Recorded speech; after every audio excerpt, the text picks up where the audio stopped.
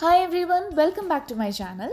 ഇന്ന് ഞാൻ വന്നിട്ടുള്ളത് ഒരു ചിക്കൻ റെസിപ്പി ആയിട്ടാണ്. നമുക്കിതിനെ ചിക്കൻ പുരട്ട് അല്ലെങ്കിൽ ചിക്കൻ സെമി ഡ്രൈ ഫ്രൈ എന്നൊക്കെ വിളിക്കാം. വളരെ ഈസി ആയിട്ട് തന്നെ നമുക്ക് തയ്യാറാക്കാൻ പറ്റിയ നല്ല ടേസ്റ്റി ആയിട്ടുള്ളൊരു ഡിഷാണിത്.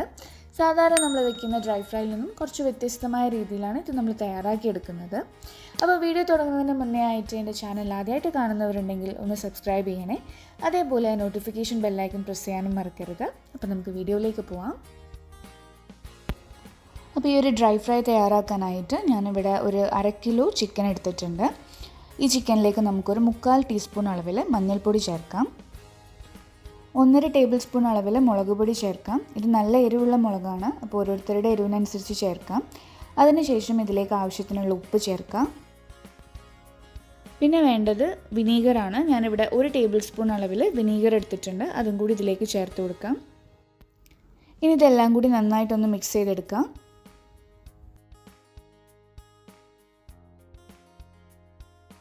നന്നായി മിക്സ് ചെയ്തെടുത്തിട്ടുണ്ട്. ഇതിങ്ങനെ തന്നെ ഒരു 15 മിനിറ്റ് മുതൽ 20 മിനിറ്റ് വരെ ഒന്ന് റെസ്റ്റ് ചെയ്യാൻ വേണ്ടി വെക്കണം. 20 മിനിറ്റ് ഒക്കെ കഴിഞ്ഞിട്ടുണ്ട്. ഇനി ഫ്രൈ റെഡിയാക്കി എടുക്കാനായിട്ട് ഞാനിപ്പോൾ ഇവിടെ ഒരു കടായി വെച്ചിട്ടുണ്ട്. കടായി ഒന്ന് നന്നായിട്ടൊന്ന് ചൂടാവട്ടെ.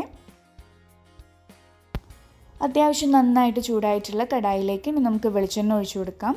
ഇതൊരു സെമി ഡ്രൈ ഫ്രൈ ആയതുകൊണ്ട് തന്നെ കുറച്ച് കൂടുതൽ വെളിച്ചെണ്ണ ഇതിന് വേണം. വെളിച്ചെണ്ണയിൽ ചെയ്യുന്ന സമയത്തായിരിക്കും കൂടുതൽ ടേസ്റ്റ് ഉണ്ടാവുക.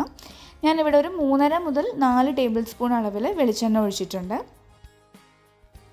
ചൂടായ എണ്ണയിലേക്ക് ഒരു 15 മുതൽ 20 വരെ ചെറിയ ഉള്ളി നന്നായിട്ടൊന്ന് ചോപ്പ് ചെയ്തെടുത്തിട്ടുള്ളത് ചേർത്ത് കൊടുക്കാം. സവാള ചേർക്കുന്നതിനേക്കാൾ കൂടുതൽ ടേസ്റ്റ് നമ്മൾ ചെറിയ ഉള്ളി ചേർക്കുമ്പോഴായിരിക്കും. അപ്പോൾ ചെറിയ ഉള്ളി ഉണ്ടെങ്കിൽ അതന്നെ ചേർക്കാൻ നോക്കുക. ഇത് നന്നായിട്ടൊന്ന് വഴറ്റിയെടുക്കണം.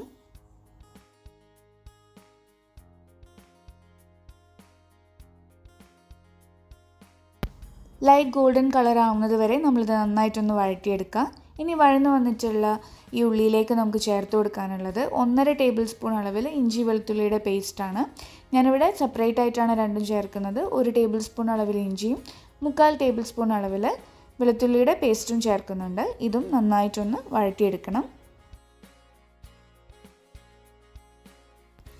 ഇഞ്ചിയും വെളുത്തുള്ളി നന്നായി വഴന്നു വന്നതിന് ശേഷം ഇതിലേക്ക് നമുക്ക് 1 കപ്പ് അളവിൽ തക്കാളി നന്നായിട്ടൊന്ന് മിക്സിയിലിട്ട് അടിച്ചെടുത്ത് ചേർക്കണം. തക്കാളിയുടെ പേസ്റ്റ് ഞാനിവിടെ ഒരു അത്യാവശ്യം വലുപ്പമുള്ള 1.5 തക്കാളി നന്നായിട്ടൊന്ന് അടിച്ചെടുത്തിട്ടുള്ളതാണിത്. ഇതിൻ്റെ പേസ്റ്റ് ഇതിലേക്ക് ചേർത്ത് കൊടുക്കാം. തക്കാളിയുടെ ഈ പേസ്റ്റ് നന്നായിട്ട് വെന്ത് എണ്ണയൊക്കെ തെളിഞ്ഞു വരണം. തക്കാളി വേവുന്നതിന് മുന്നേ ഇതിലേക്ക് മറ്റുള്ള മസാലപ്പൊടികളൊന്നും തന്നെ ചേർത്ത് കൊടുക്കാൻ പാടില്ല. അപ്പം നമുക്കിത് നന്നായിട്ടൊന്ന് വഴറ്റിയെടുക്കാം. തക്കാളിയൊക്കെ വെന്ത് എണ്ണ നന്നായിട്ട് തെളിഞ്ഞു വന്നിട്ടുണ്ട്. ഇതിലേക്ക് നമുക്ക് 1 ടേബിൾ സ്പൂൺ അളവിൽ മല്ലിപ്പൊടി ചേർത്ത് കൊടുക്കാം. 3/4 ടീസ്പൂൺ അളവിൽ ഗരം മസാല. ഇത് ഞാനിവിടെ വീട്ടിൽ പൊടിച്ചിട്ടുള്ള ഗരം മസാലയാണ്. വീട്ടിൽ പൊടിച്ച ഗരം മസാല തന്നെ ഇടാൻ നോക്കാം, അപ്പോഴായിരിക്കും കൂടുതൽ ടേസ്റ്റ് ഉണ്ടാവുക. ഇനി ഇത് നന്നായിട്ട് മിക്സ് ചെയ്ത് ഈ മസാലപ്പൊടികളൊക്കെ നന്നായിട്ടൊന്ന് വഴന്നു വരണം.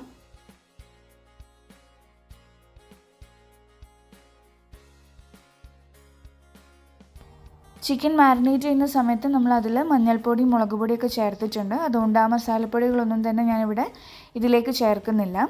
ഇപ്പോൾ ഇത് നന്നായിട്ടൊന്ന് വഴന്നു വന്നിട്ടുണ്ട്. ഇതിലേക്ക് നമ്മൾ മാരിനേറ്റ് ചെയ്ത് വെച്ചിട്ടുള്ള ചിക്കൻ ചേർത്ത് കൊടുക്കാം.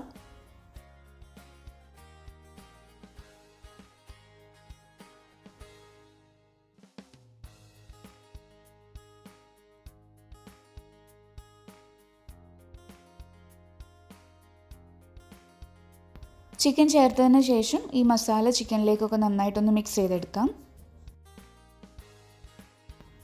ചിക്കനും മസാലയൊക്കെ നന്നായിട്ട് മിക്സ് ചെയ്തെടുത്തിട്ടുണ്ട്. ഇനി ഇതിങ്ങനെ തന്നെ ഒന്ന് മൂടി വെച്ച് ഒരു 15 മിനിറ്റ് വേവിച്ചെടുക്കണം.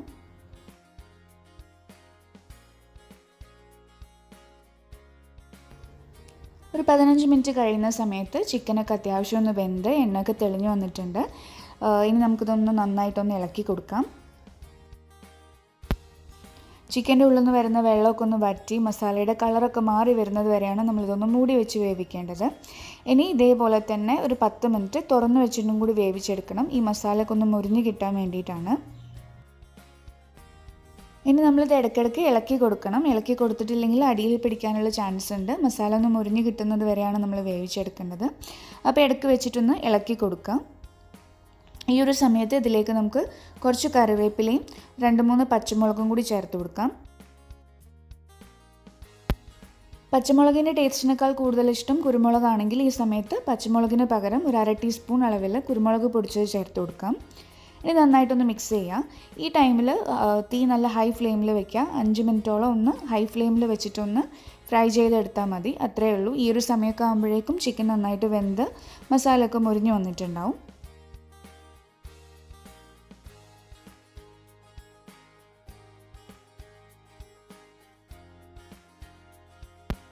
ചിക്കൻ സെമി ഡ്രൈ ഫ്രൈ ഇവിടെ റെഡി ആയിട്ടുണ്ട്. വളരെ പെട്ടെന്ന് തന്നെ നമുക്ക് തയ്യാറാക്കി എടുക്കാൻ പറ്റിയ നല്ല ടേസ്റ്റി ആയിട്ടുള്ളൊരു ഡിഷാണിത്. എല്ലാവരും എന്തായാലും ട്രൈ ചെയ്ത് നോക്കാം. ബിരിയാണിയുടെ കൂടെയും പത്തിരിയുടെ കൂടെയൊക്കെ അടിപൊളി കോമ്പിനേഷനാണ്. അപ്പോൾ ഡീപ്പ് ഫ്രൈ ചെയ്തെടുക്കുന്ന ചിക്കനേക്കാളും എന്തുകൊണ്ടും ഇങ്ങനെ ചെയ്യുമ്പോഴായിരിക്കും കൂടുതൽ ടേസ്റ്റ് ഉണ്ടാവുക. അപ്പോൾ എന്തായാലും ഒന്ന് ട്രൈ ചെയ്ത് നോക്കാം. ട്രൈ ചെയ്തിട്ട് നിങ്ങളുടെ ഫീഡ്ബാക്കൊന്നും കമൻസിലൂടെ അറിയിക്കാൻ മറക്കരുത്. അപ്പോൾ നമുക്ക് വീണ്ടും പുതിയൊരു വീഡിയോയിൽ പുതിയ റെസിപ്പി ആയിട്ട് കാണാം. താങ്ക്